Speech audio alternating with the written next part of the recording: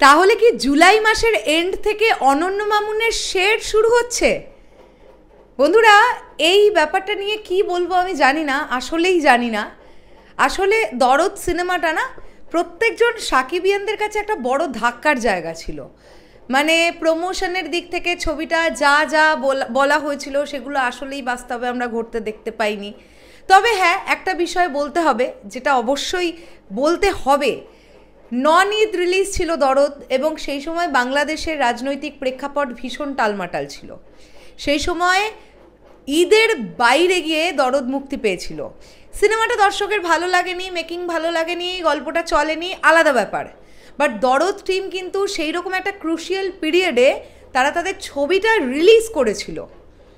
এবার ব্যাপারটা হচ্ছে, সেই সিনেমা রিলিজ হয়ে যাওয়ার পরে বেশ অনেকজনেরই এটা বক্তব্য ছিল যে আপাতত দরদ সিনেমার ডিরেক্টর অনন্য মামুনের সঙ্গে মেগাস্টার শাকিব খানকে আর দেখতে চাইছি না। কিন্তু এদিকে অনন্য মামুন কিন্তু গতকাল থেকে আবার তার প্রমোশন শুরু করেছে।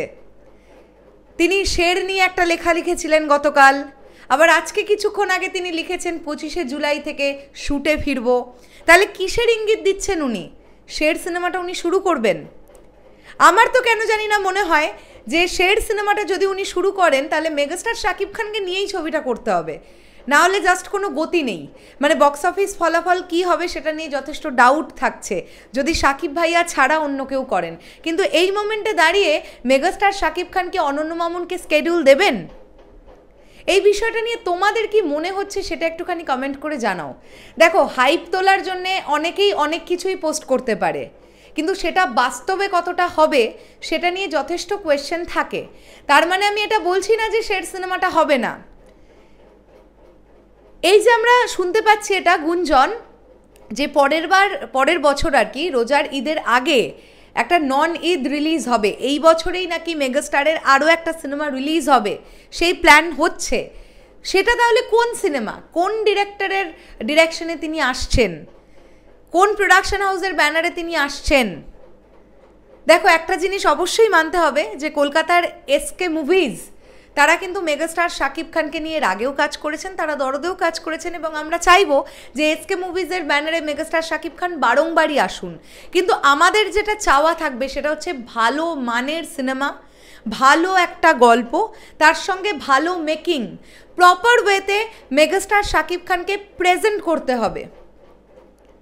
এইটাই আমাদের চাওয়া।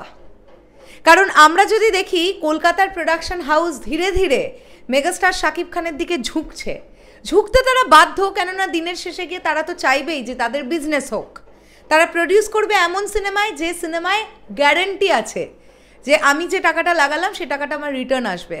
আপনারা দেখছেন না এসবিএফ কীভাবে বাংলাদেশে গিয়ে একটা অফিস খুলে ফেললো। তো কোন মানুষটার সাহারাতে তারা এটা করলো? হঠাৎ করে একটা অন্য দেশে একটা অফিস খুলে ফেলা এত মুখের সোজা ব্যাপার তো ছিল না। তো তাদের এই তুরুফের তাসটাই কিন্তু মেগাস্টার শাকিব খান। তারাও জানে যে বছরে যদি আমি একটাও সিনেমা করতে পারি এই মানুষটাকে নিয়ে, আমি এই একটা সিনেমা দিয়ে যা প্রফিট করব সেই প্রফিটের টাকা দিয়ে আমার বাকি আরও কম বাজেটের দুটো সিনেমা হয়ে যাবে। তো এই থিঙ্কিং লেভেল নিয়েই কিন্তু এসবিএফ বাংলাদেশে ঢুকেছে এবং তারা প্রডিউস করছে। এখন ব্যাপারটা এটাই দেখবার যে এই শের সিনেমাটা আসলেই কবে হয়। আসলে আমার তো এটা ধারণা, ব্যক্তিগতভাবে ধারণা, যে এখন এই সিনেমাটা শুরু হওয়ার কোনো সম্ভাবনা নেই। শুরু হলে খুব ভালো কথা, ডেফিনেটলি খুব ভালো কথা। তবে 2027 পর্যন্ত মেগাস্টার শাকিব খান শেরে কাজ করবেন এটা আমার কেন জানি না বিশ্বাস করতে একটু অসুবিধে হচ্ছে। এবার দেখা যাক, দিন এগোলে আমরা বুঝতে পারবো। তোমাদের কি মনে হয়? তোমাদের এই ব্যাপারটা নিয়ে তোমাদের কি বক্তব্য থাকবে? যদি শের সিনেমায় মেগাস্টার শাকিব খান কাজ করেন আর অনন্য মামুন যদি 25শে জুলাই থেকে শ্যুটে ফিরবেন বলছেন, যদি এটা সত্যি হয়ে থাকে আর উনি যদি শেরের শুটিং শুরু করেন 25শে জুলাই থেকে, তাহলে তোমাদের কি মনে হচ্ছে এই মুহূর্তে মেগাস্টার শাকিব খান যদি অনন্য মামুনকে শিডিউল দিয়ে থাকেন সেটা কিভাবে দেখছো? এই ব্যাপারটাকে তোমরা কিভাবে দেখছো সেটা কমেন্ট করে জানিও। দেখা হচ্ছে আবার খুব শিগগিরই নতুন কোনো ভিডিও নিয়ে। তাহলে এখনের জন্যে টাটা।